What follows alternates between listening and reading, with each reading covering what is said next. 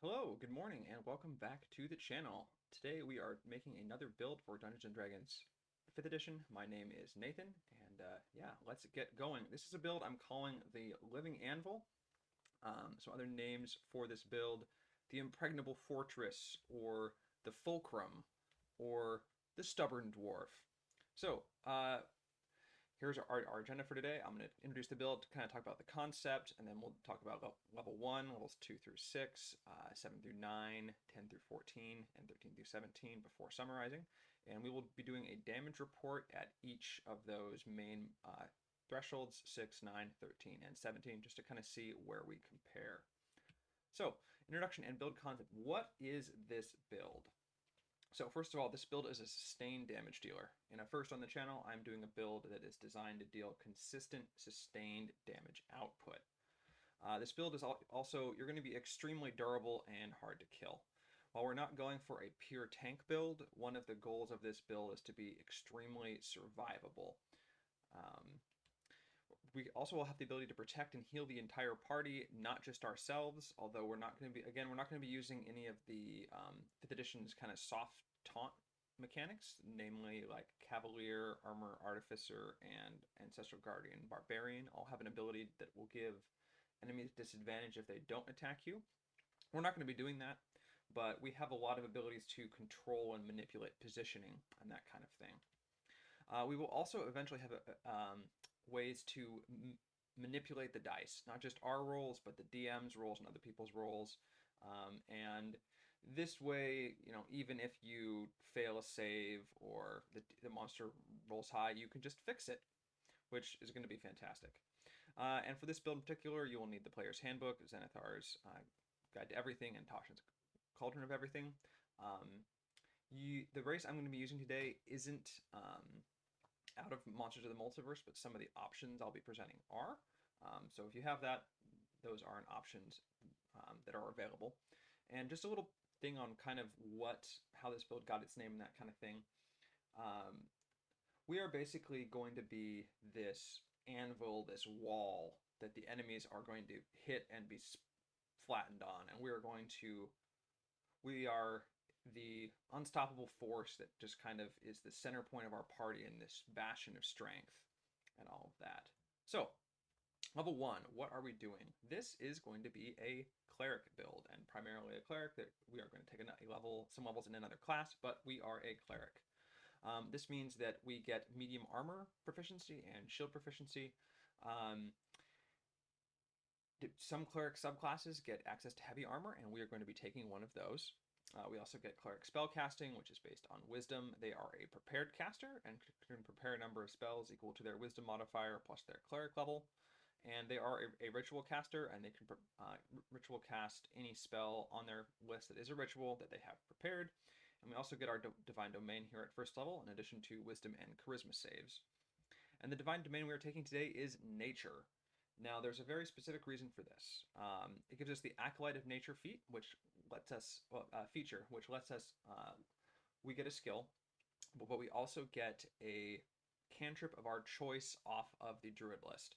And there's a very specific one that I'm after here that you will need.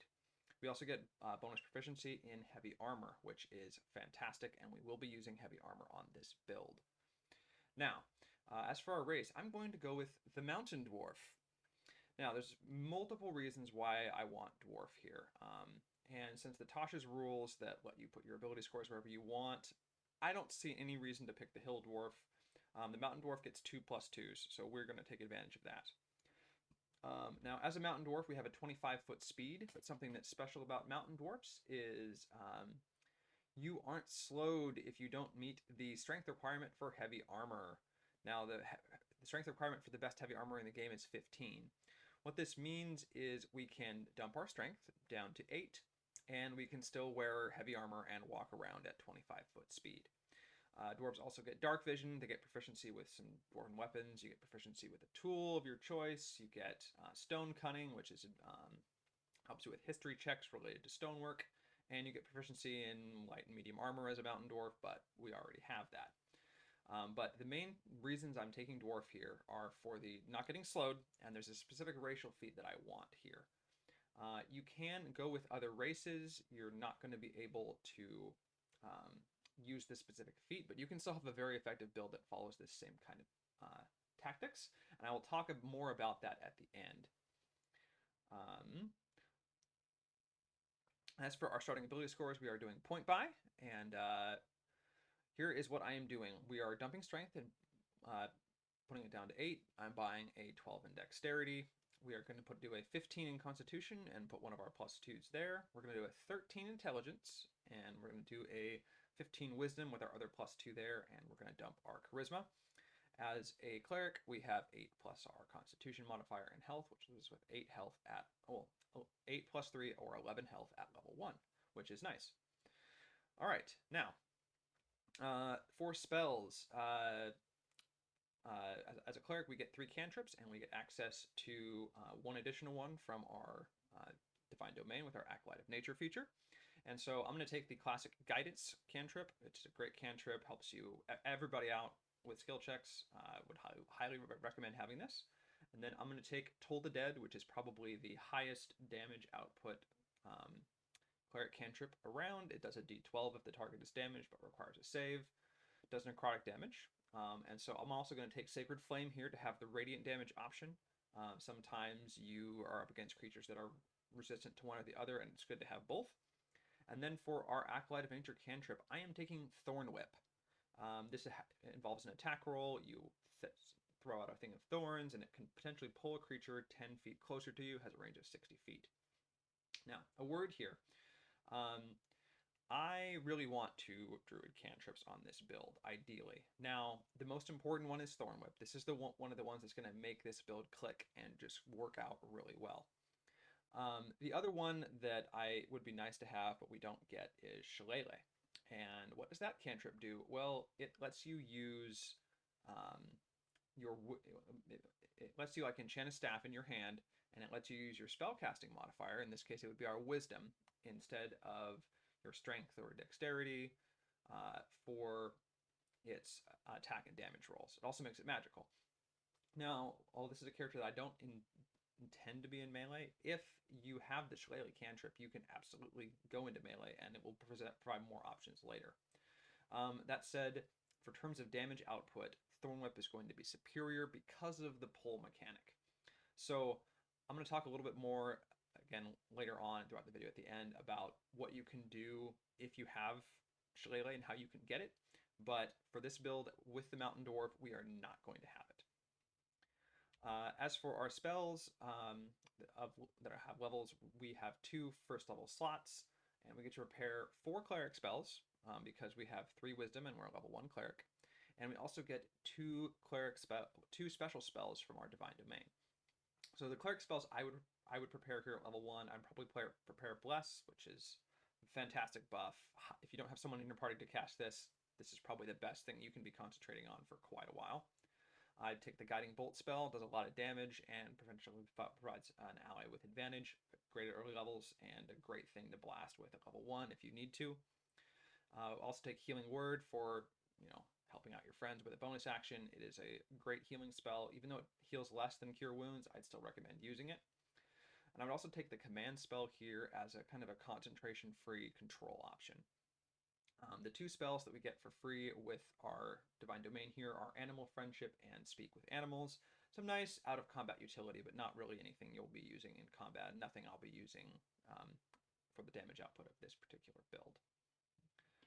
All right, as for our equipment, I would take the items offered by our class here, namely the chainmail, a shield, and a holy symbol. Try to either get an arcane focus with some of your starting gold or with your background. Something like a staff would work just fine, especially if you want to get Shillelagh, which we'll talk about more later. This character, your goal in terms of equipment, you want to be using the best heavy armor you can, ideally plate or magical plate of some kind, and a shield. At level 2, we are going to keep our journey in Cleric going, and at level 2 we get our Channel Divinity. This is a once per short rest feature that we can use to either turn undead, which all clerics have. Our special subclass Challenge Divinity isn't very good. It lets you charm animals or plants, which can be useful at, again, low levels. If you're attacked by a pack of wolves, for example, you can charm them. And we also get the Harness Divine Power feature here, which lets us use our Challenge Divinity to recover spell slots, which is great. That will probably be what you're using this for, unless of course you're fighting the specific kinds of creatures that you can either turn or charm. As for our spells here, we get an additional first level slot, and you can prepare another cleric spell. I would probably prepare Inflict Wounds here just because if people get up close to you, this thing is nasty and does a lot of damage. At level 3, we are continuing our journey in Cleric. Our dwarf is continuing their attachment with nature and the forge, and now we are a third level caster, so we get second level spells and spell slots. We can prepare 6 cleric spells. I would be preparing spiritual weapon here for sure. This is going to be part of our core kind of rotation. And some other ones that are worth mentioning here are Aid, which buffs the health of the entire party. Fantastic ability. Enhance ability, which can help with any kind of skill checks. You can give an ally of your choice advantage on skill checks from a certain ability score, whether it be wisdom for perception or survival or insight, or charisma for performance, deception, persuasion, that kind of thing. Fantastic ability. Hold person to potentially lock down a humanoid and give your big melee ally auto crits. Very powerful. And Lesser Restoration to remove some annoying early conditions. We also get 2 additional spells from our Defined Domain here in Barkskin and Spike Growth. Spike Growth is actually insane, and if you have somebody who can do a lot of force movement, like a grappler or that kind of thing, this spell can output a huge amount of damage. And it's a good control option. Now, I'm not going to be using it for the damage output of this build, but having this in your back pocket is fantastic, and this is one of the things that makes Nature Cleric super good. We won't be needing Barkskin ourselves. It helps an ally with their... You can help yourself or an ally with their AC. I think it sets it to a minimum of 14. You could potentially cast this on your wizard or something if they were super squishy, but we probably won't be using it ourselves. Now, at level 4, I am going to be taking a departure from Cleric here for 1 level, and we will pick this back up later. But we our dwarf, in all their studies of nature in the forge, they've taken a deeper interest in arcane magic, and this is the reason why I took the 13 intelligence, and we are taking a wizard level here. Now, the main reason for this is because part of these tank survivability nature of this character, we want abjuration spells, and being a wizard pretty much gives us the best ones. So as a wizard, we get spellcasting, involves our spell book, which at this level contains 6 wizard spells at first level that we know, and we get the wizard's special ritual casting. Now, the cool thing about this is wizards can ritual cast any spell in their spell book, and they don't have to prepare it, which means that we can vastly improve our out-of-combat utility. So one of the things that I'm going to be doing on this character is when we get wizard spells, we're going to prioritize ones that either don't use our intelligence modifier at all, or ones that are rituals so we can cast them for free. We also get arcane recovery here. It lets us recover a number of spell slots equal to half of our wizard level rounded up, like once per long rest. This is, well, I think it might be once per short rest, but this is just an additional thing to help refuel our spell slots, and we can recover 1 at this level. Now, we also get 3 wizard cantrips here. The main one that you want is Mage Hand, because this will be improved by a feat that we get later, and getting the Mage Hand before getting the feat means you'll actually improve it. Now, on this character, I would take Message and Prestidigitation, just kind of as some nice utility things. In a campaign that I have going now, one of my characters has Prestidigitation, and one of the side benefits of it is you can use this ability to clean things.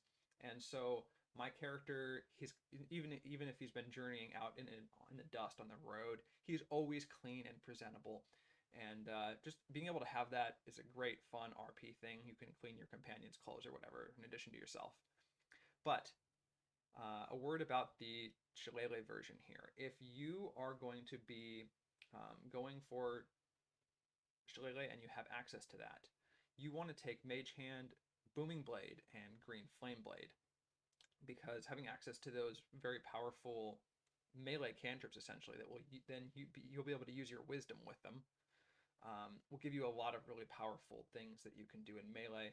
Now, while this utility is good, again, I'm not using it on this build, but though if you want to go with the Shillelagh version, you should absolutely be taking those cantrips from this wizard level. We are a 4th level caster here. We can get some first level wizard spells. There are 6 in our book. We can prepare 2. Our wizard level plus our intelligence, which is not fantastic, but of the ones here, we are 100% getting shield and absorb elements and preparing both of these spells. The other spells I would take here are rituals. Now, the main one we want here is find familiar, but things like alarm, identify, and detect magic are fantastic. Now, a special note here. If your campaign allows the Silvery Barb spell from Strixhaven, it is a wizard spell of 1st level, and I would absolutely learn it here instead of one of these rituals, and I would consider preparing it instead of probably absorb elements. If you can get access to all 3 of these, and we'll be able to use all of them later on, you will have the full level 1 spell defensive suite, which will be fantastic. Now, I know not all campaigns have access to that, but I just want to make mention of it here. If you're allowed to take that spell, absolutely do it. And at level 4, we are going back to Cleric. This gets us our first ability score increase or feat, and we are going to take the Telekinetic feat and increase our wisdom. Now, this feat, it gives you the Mage Hand cantrip, or improves it if you already have it. Because we already have it from our wizard dip, it makes it better. And it also lets us use our bonus action to push another creature, be it an ally or an enemy, 5 feet in any direction. An ally can willingly fail to save, which is great. You can push them out of danger. But an enemy must make a save against the ability score that you increased with the feat. So this will basically be our spell save DC. 8 plus our wisdom plus our proficiency. The nice thing about this is another way we can force movement, and if you saw my video last week about pushing or pulling things into Spirit Guardians, that is one of the ways that this spell is going to be doing damage starting next level. Now, at level 4, we get to learn another Cleric cantrip. I would take the Word of Radiance cantrip here, just so we have something to cast in melee. If you are, again, doing the Shillelagh build, you can take something else here. You won't need this one, because you'll just be able to whack people with your magic-infused staff, but I'm taking this one here. We're now a 5th level caster because we have multi-classed with full casters, but we don't know any 3rd level spells yet, and we get to prepare 8 Cleric spells plus our 4 class spells, and honestly, prepare whatever you want. Some of those 2nd level spells like Aid and that kind of thing would be great to have in your arsenal here. Now, at level 6, we are taking our 5th level in Cleric. We get the Destroy Undead feature of a CR 1/2. This means that if any undead of a CR 1/2 or less fails their save against your turn undead, they are just go poof and die instantly, which is great. If you're facing a lot of undead, this will can potentially trivialize those large swarm encounters if you can get them all next to you and just make them turn into dust, basically.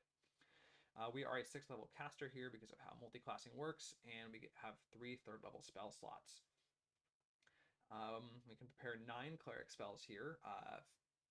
Our Cleric level is 5, and our wisdom is +4, so that's how we get there. And there are a lot of good 3rd level Cleric spells. The main one that we want to have prepared is Spirit Guardians. This is going to be essential to our damage output, but there are other great spells here like Revivify and a whole bunch more. And our Divine Domain here gives us the Plant Growth and Wind Wall spells, which are nice, but again, we're not going to be planning on using those for our combat output.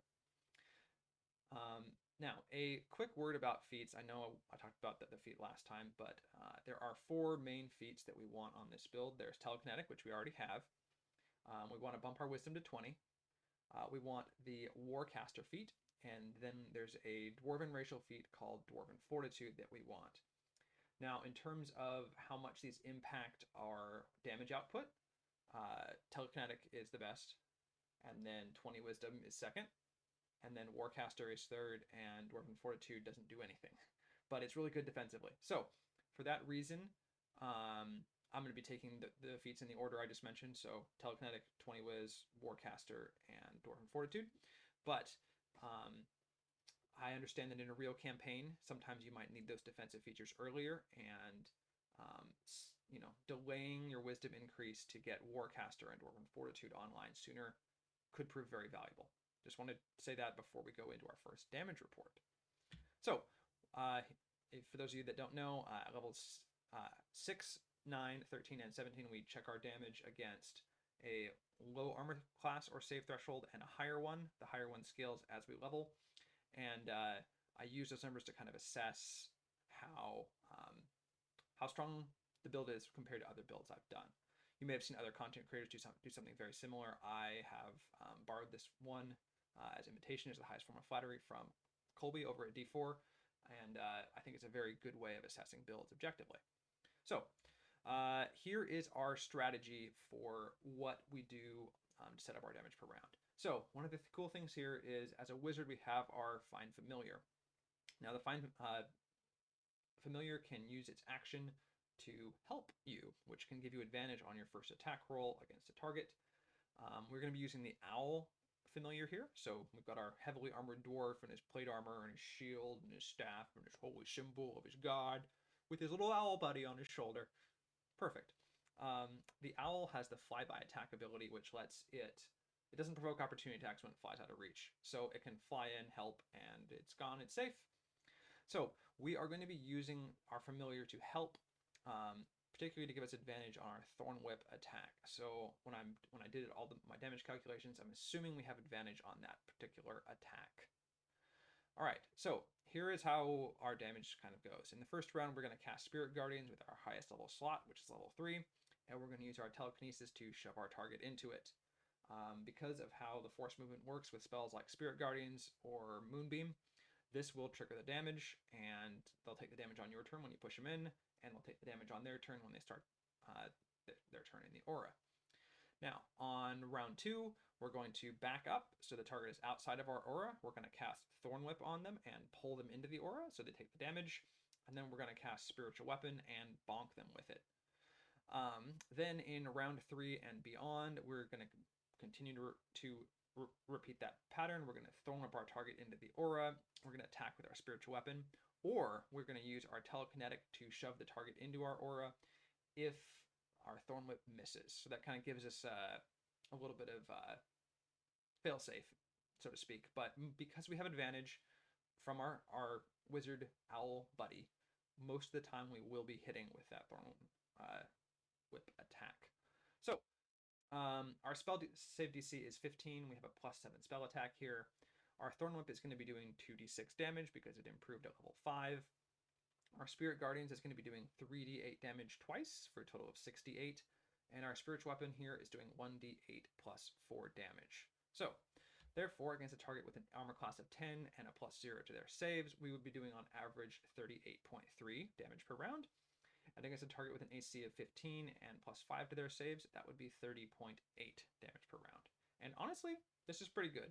I would be very happy to be as tanky as this character probably will be, with probably at least 20 armor class here between a shield and probably plate armor if you could afford it at this point, which you can boost to 25 with the shield spell. You've got Absorb Elements to block incoming elemental damage. You've got healing. Overall, we are a brick, and we also shred things, which is great. All right, now, at level 7, we are going to continue our journey in Cleric, which means now we get 2 challenge divinities per rest, which means, yay, probably more spell slots for us. Great. We also get the Dampen Elements feature here, which we can use our reaction to give ourselves, or I think it's an ally within 30 feet, resistance to one of the main elemental damage types. I think that's like acid, cold, fire, lightning. I think there might be one more on that list, but this is the same list of elemental damage types that Absorb Elements can block. So now we have basically a free at-will Absorb Elements, and you don't need to prepare that spell anymore. Of course, it's a wizard spell. We don't necessarily know any other ones, but if you have silvery barbs out of Strixhaven, you're just going to be preparing shield and silvery barbs and ritual casting all your other stuff, and we are in business here. Not only does this protect us and save us spell slots, great, but we can also use it to protect allies. So if there's a fireball that goes off and we're not in the area but our ally is, or we have a lot of health and they don't, we can protect them instead of us, which is fantastic. We are a 7th level spellcaster here, but of course we don't get to know 4th level spells yet because we're not high enough level in any individual class. So yay, we have a 4th level spell. We can prepare more spells here. Aura of Vitality is a great one for out of combat healing, which you can have that. And because our main spells on this build, we already have them, you have so many prepared slots, you can kind of pick whatever you want and you'll be in real good shape.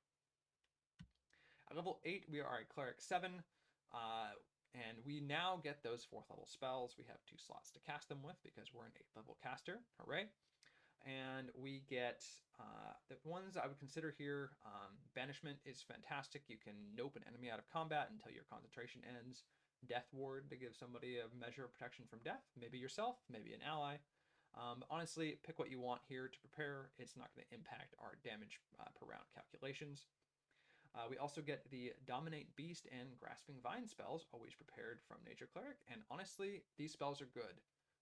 If there's a big bad beast like a dire wolf or a cave bear, you can say, oh, you are my friend and on my side now, if they failed their save, and honestly, most beasts are pretty dumb, and they probably will. So, good ability to have, won't always use, but it's fantastic in those situations where you do get to use it. At level 9, we are a Cleric 8, and we get our next ability score increase our feat, and the one that will be the most impactful for our damage output is, again, getting our wisdom to 20. If you wanted to take Warcaster or Dwarven Fortitude here, absolutely practical. Of those defensive feats, Warcaster is probably better, and I would take that, but we're taking the +2 wisdom to get it to 20 because that results in better damage numbers on the spreadsheet, so that's what I'm doing. Our Destroy Undead feature here also gets improved to CR1, so those zombies that we can trivialize are a little bit, easier. And we also get the Blessed Strikes feature here. Now, this is an option you can use to replace the one that we get from our Cleric subclass, and we absolutely want this one. This lets you apply a D8 of radiant damage to the first, I think it's, we can damage enemies with cantrips or with weapon attacks and use this one. The one from Nature Cleric only works with weapon attacks, so we want to use this one instead. And we are still have 4th level spells. We have a 5th level slot, so prepare whatever you want here. But at level 9, it's time for our next damage report. What has changed since last time? We now have a 5th level spell slot and 3 4th level spell slots. Our wisdom is 20, and we have the Blessed Strikes feature. Now, tactics-wise, our tactics have not changed. We have our core abilities, and we're going to keep using them. We're going to cast Spirit Guardians with our highest level spell and cast Spiritual Weapon with our highest level slot that we can. Now, in a real game, it might be wasteful to use your best spell slots on these, and Spiritual Weapon honestly doesn't scale that great, but it is the best thing that we can do because it doesn't require concentration. For the sake of the damage numbers, I will pretty much be doing this. Our scaling at this point is mainly going to become from higher level spell slots. Take that into account. You may have better things to do with your high-level spell slots in a real game, but for the damage numbers, this is what we are doing. So, our spell save DC at this point is 17 with a +9 spell attack, thanks to that 20 whiz. Our Thorn Whip has gained our Blessed Strikes damage, so 2d8 + 1d6 there. Our Spirit Guardians is 5d8 twice, for a total of 10d8, and our Spiritual Weapon has been bumped to 2d8 + 5.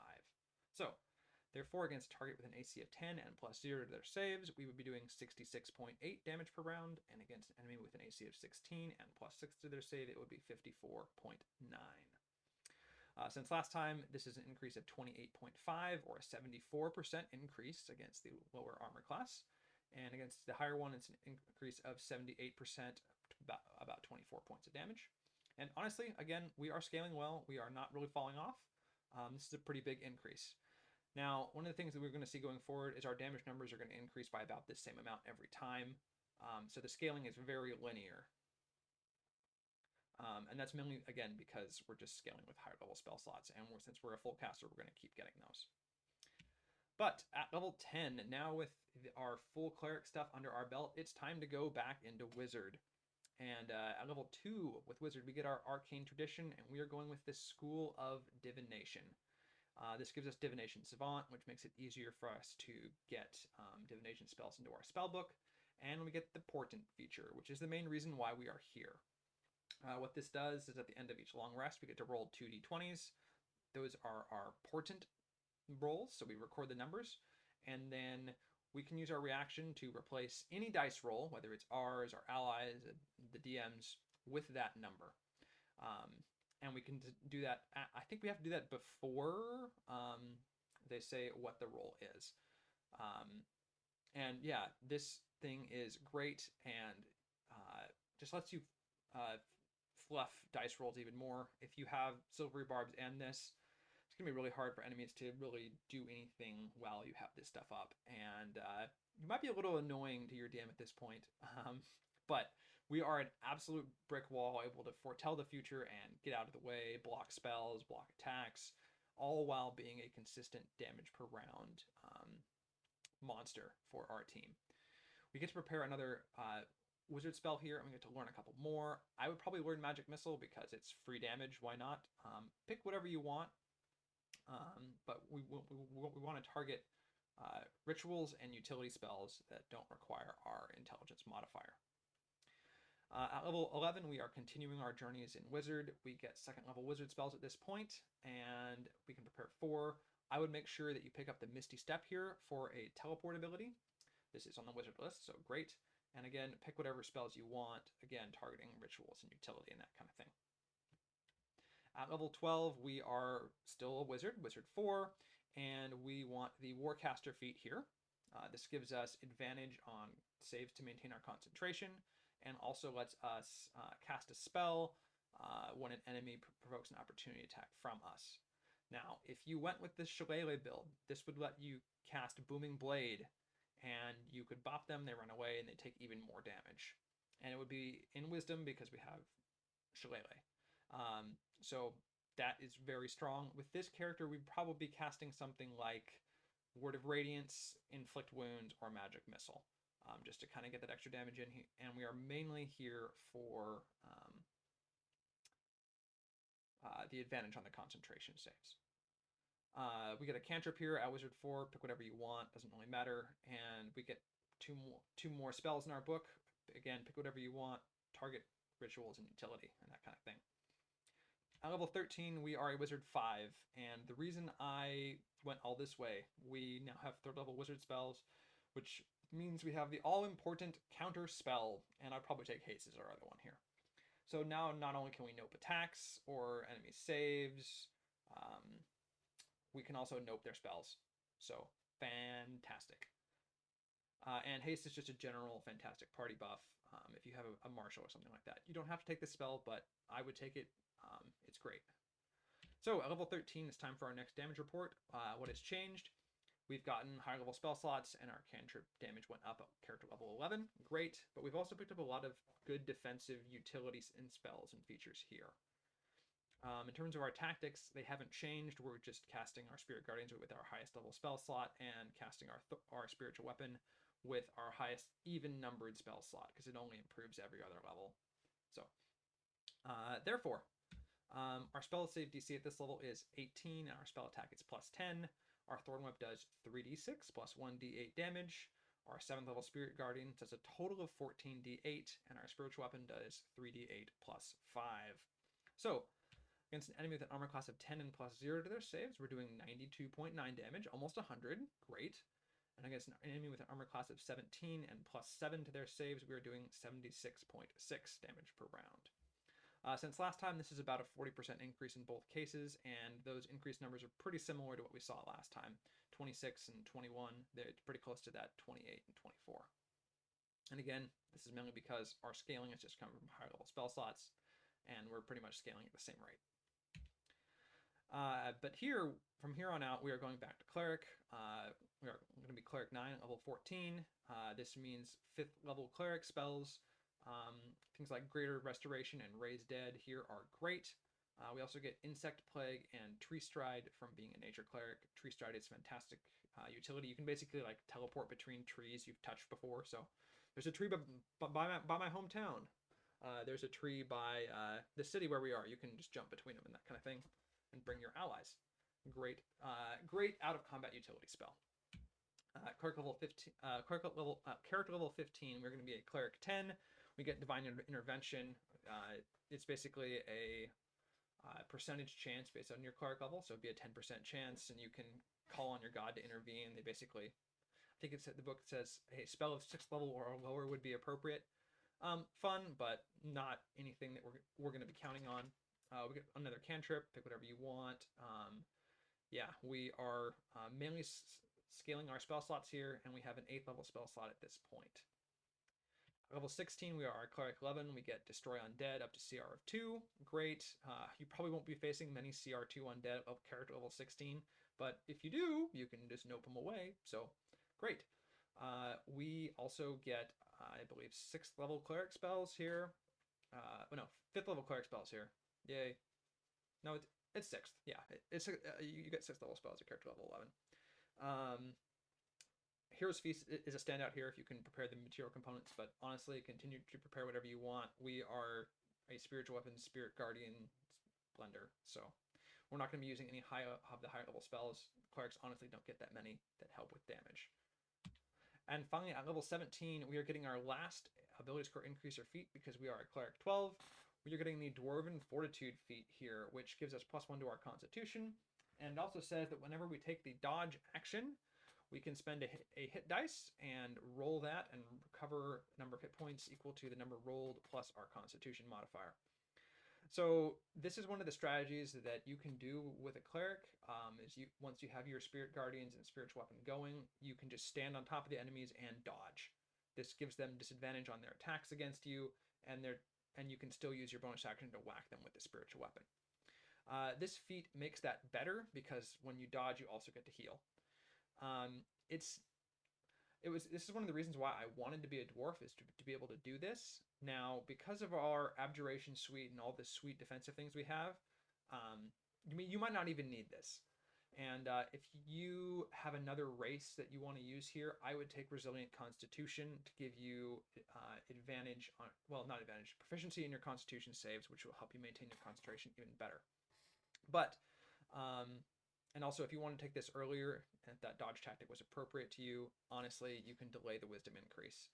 But this is the one that's the least impactful on our damage output, so I'm delaying it till the end.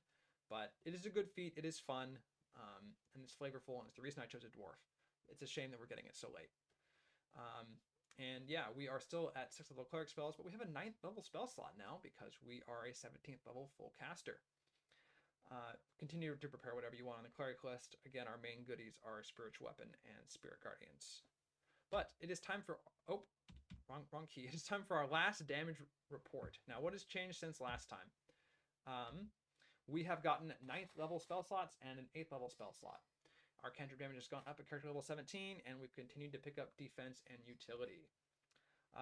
Tactics-wise, we're doing the same thing that we've been doing since the very beginning. We cast Spirit Guardians with our highest level spell slot, and cast Spiritual Weapon with our next highest level spell slot.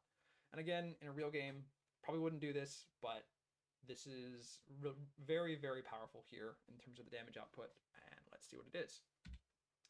Our spell save DC is 19 with a spell attack of +11. Our Thorn Whip does 4d6 plus 1d8, and our Spirit Guardians does 9d8 twice for a total of 18d8. And our spiritual weapon does 4d8 plus 5. Woo! That is a lot of d8s. That is 23 of them at this point. Yeah, it's a lot of damage. And so, against an enemy with an armor class of 10 and +0 to their saves, we are at 119.9. Almost 120, over that 100 damage mark. We are feeling pretty good here. And against an enemy with an armor class of 18 and +8 to their saves, which enemies have +8 to their saves, honestly? We would be doing 93.5 damage per round on average. And since last time, that's an increase of 27 points against the against the lower enemy armor class, and 16.9 points against the higher enemy armor class. And yeah, this is, again, been seeing pretty flat gains here. And honestly, I am really happy with where the damage output of this character ended up. When I was designing this build, just because it was my first DPR and I didn't have anything to compare it with on my spreadsheets, I made a couple of baseline builds that are full battle master fighters.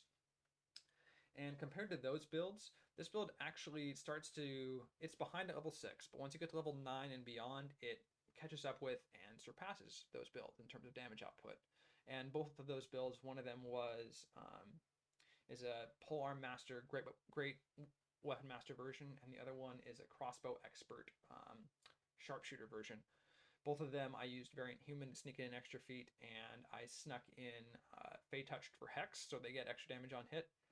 So those builds are good, and they're pretty simple, but it kind of gave me a baseline to compare with, and this build actually surpasses them while having all of our cool defensive features and abjuration and all that kind of stuff. So what is the overall score of this character? To get this, we take our numbers and our damage reports, and I average them together, and we get a 71.7, and honestly, that's pretty good. I'm very happy with where that ended up. This is, again, better than my fighter baseline builds, so I'm very pleased with that. So some other things to talk about. If I was going to take this build to 20, I would either go Cleric 15 or Wizard 8. It is both those options are good. The Cleric levels give you access to higher level spells, but the Wizard, you get the 6th level feature and better Wizard spells. I don't know, it would be tough to decide at that point. I think I would probably take the Cleric levels, but honestly, both of them could work. Now, I want to talk about the Booming Blade version here. Now, the main pro of this is that you have that extra utility of being able to attack with your Booming Blade, and you need Shillelagh. So how can we achieve that? So there are two main ways that we can get it. We can either get it with a feat, the Magic Initiate feat, which we would probably need to use a racial ability to get it. Or we take a 1-level Druid dip. Now, taking the Druid dip means that, like I said at the table, I would play at no metal armor for you. So I would probably not do this. If your table lets you still use metal armor, the Druid dip can work. But regardless, you're probably not going to end up using heavy armor here. So what I would do if you want to do this version, I would use the custom lineage racial option from Tasha's, which gives you +2 to 1 stat and a free feat of your choice. And I would probably use that to get telekinetic at level 1. I would either get telekinetic level 1 or the Magic Initiate Druid feat, which gives us 2 cantrips off the Druid list. You would take Thorn Whip and Shillelagh. Then what this does is this lets you use a different Cleric subclass. There's a lot of really powerful options out there, and I'll talk a little bit more about them. But one of the things here is because of how the ability score attributes kind of line up, you're not going to be able to use heavy armor anymore without penalty. And I don't really want to be walking around with a 20-foot move speed. I don't think anyone in D&D really does either. So what this would mean is you would need to... I would still keep that 17 in our wisdom, but you would need to drop your Constitution score. You could drop it to 14 or as low as 13 if you wanted to pick up Resilient Con later on. And then you need to put a 14 in Dexterity, and you would be using medium armor with that +2 from Dex, medium armor with your shield, and then you're not slowed. So other Cleric subclasses. So what does this open up? It opens up the Twilight Domain. This gives you Twilight Shroud, constant regenerating temporary hit points for you and your allies. Honestly, really good and probably the best version of this build if you want to go that route. It also gives you, another option is Peace. This gives you the Emboldening Bond, which is like a free concentration, free bless, kind of nutty.